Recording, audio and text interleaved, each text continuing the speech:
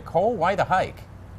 Jeff, that is an excellent question, and it's one even the experts are struggling to answer. If you take a look at the sign, you can see regular gas, $4.15 a gallon. He says it's much more likely that the current mayor, Tony Rosworski, will continue serving right here at City Hall for another term. This big sign, it's hard for drivers to miss. It's a reminder to slow down. Out here, you see the News Channel 18 air conditioners, and you can hear them humming away. They run 24/7. And if you take a look out here at the Wabash River, you can see trees that normally line the bank. Some of their low-lying branches are already touching the water. It was this home here on 8th Street, 1018. It's difficult to see, but there's still crime tape that surrounds the home, and there's a Lafayette police car still sitting out in front of it. This is the center of the investigation.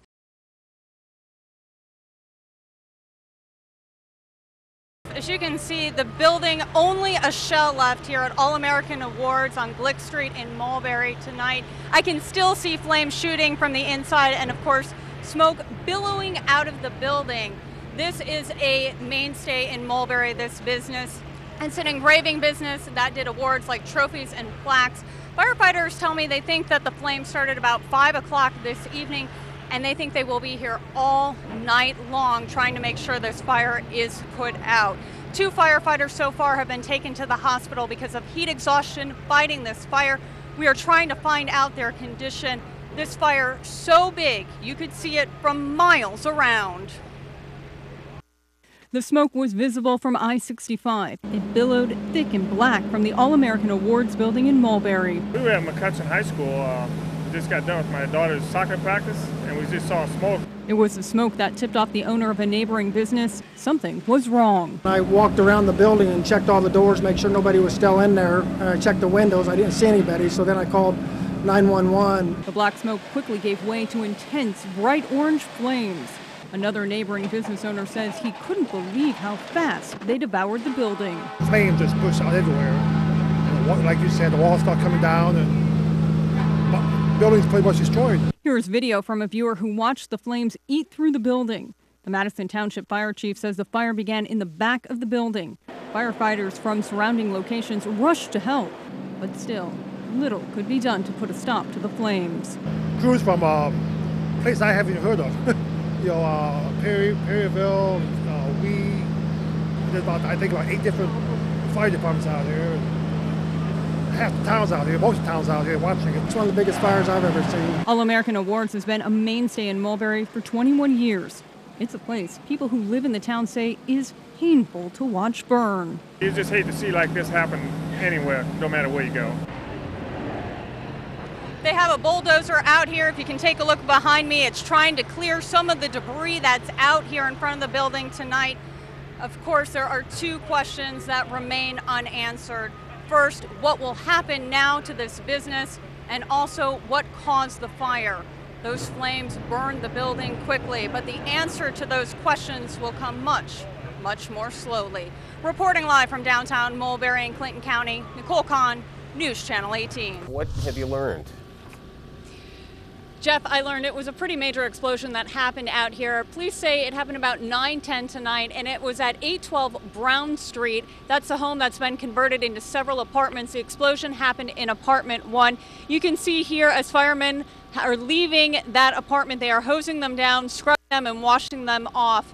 I talked to one man who lived in an adjacent apartment in the building with the explosion. He said that explosion was so bad that it knocked the blinds of his wall. Police also tell me there are no strangers to this residence. They were there in January for an overdose. If you're headed downtown, be careful. 9th Street at Brown is closed and blocked off with police and fire trucks, so you'll have to find a detour around there. But News Channel 18 will continue to follow this story and bring you more information as it becomes available. Reporting live from Brown Street in Lafayette, Niccole Caan, News Channel 18. If you can take a look at this hole over here in front of Jimmy John's on State Street in the Chauncey Hill area of West Lafayette, you can see it's covered with plywood right now, but it is quite sizable. And the driver that caused this damage had 3 times the legal limit of alcohol in his system when it happened.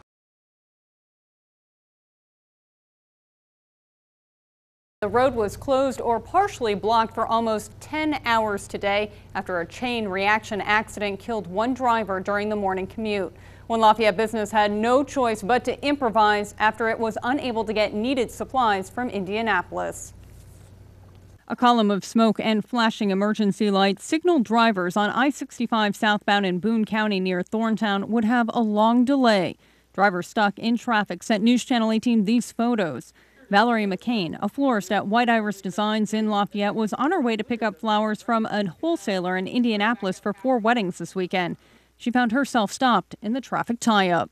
We kind of had a flower emergency, you may call it. We didn't get in the correct flowers we needed, so there's a couple of wholesale companies down in Indy, so I hopped in the car, decided to take off and go down there. She never made it. This wreck closed I-65 for most of the day. The accident was in Boone County, but traffic was so far backed up, McCain's car was stopped in Clinton County. After an hour's wait, she made a decision. Realized it wasn't going to work for us. So we turned around and decided on doing something else. Police say a semi traveling southbound during the morning commute flipped and blocked both southbound lanes. While en route up here, we had numerous 911 calls of another major crash.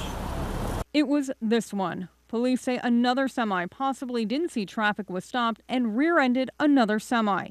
The semi that caused the accident caught fire and exploded, killing the driver. For McCain, she began Plan B. She found another wholesaler in Lafayette and got what she needed to save this weekend's weddings. The southbound lanes of I-65 reopened about 3 this afternoon. Other drivers told me the delay caused them to miss or be late for appointments in Indy. Officers say they don't believe alcohol was a factor in this crash. The name of that driver who died has not yet been released because his family has not been notified. It's a special initiative that has been going on for about 6 months now. Troopers say they take seriously their duty to keep spoiled food off store shelves. The day is cool, but Trooper Ashley Kelly could immediately tell the food stored in this truck headed from Chicago to the Asia Mart Oriental grocery store in Indy is not. There's an obvious temperature difference. Once we got into the truck, it is actually warmer inside the back. Trooper Kelly stopped the truck on I-65 in Clinton County because of a traffic violation. She started seeing more serious problems as she began inspecting the truck's load. There's cooked meat that's required to be kept in temp at 41 degrees. That we have temperatures that are in the 50s and even 60s on some dairy dessert products and some meat products. The refrigerator unit never kicks on while the team inspects the products. The more temperature measurements the officers and Clinton County Health Department workers take, the more unsafe food they find. The pile of spoiled items continues to grow. So far, this is our bad pile so far. We have things ranging from pork, cooked chicken items. We have dessert items containing like a cream cheese filling, any kind of dairy products, things of that nature. We have some tofu. This meat even appears to have mold on it. Trooper Kelly says she inspected a truck from the same store last month. I do not believe we had any food violations last month. The 2 men driving the truck declined to comment on camera, but one told News Channel 18 that all the items were fresh, and this was the first time there has been a problem with their food.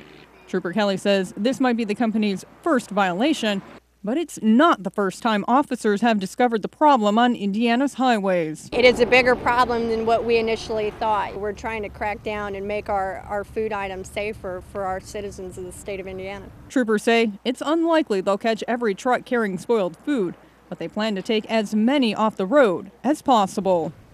And that truck was escorted by officers to a disposal company in Frankfort. There, about 3/4 of the truck's contents were destroyed. Dr. Kathy Alanovi published a new cookbook for pets called Dinner Possible. Pet owners say they are saving money by buying their pets people food and making fewer visits to the vet because of it.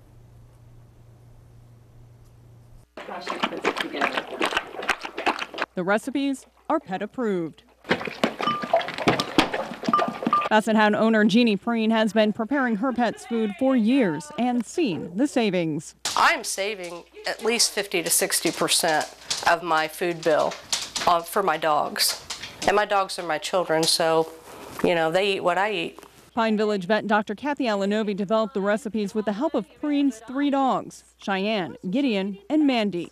She believes nutrition is the key to keeping pets healthy. But if the nutrition's premium, then our pets are doing so much better.